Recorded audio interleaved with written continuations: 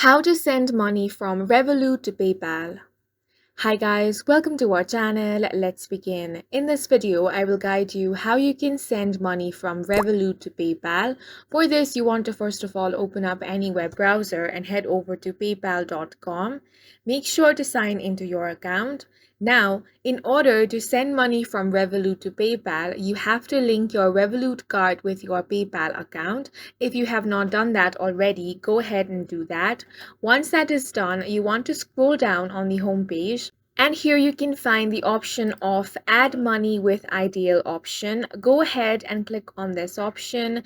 Now you want to choose your amount. Once you have chosen your amount, you want to select your bank. So from this list, you want to select your bank. Go ahead and select Revolut from here.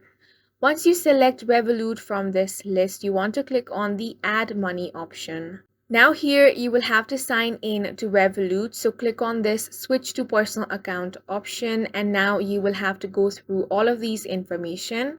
If everything is accurate, you want to click on the authorize option. Once you authorize the payment in your Revolut app, you will be able to send money from Revolut to PayPal. And that's it for this video. If you found it helpful, please make sure to hit the like button and subscribe for more videos like this.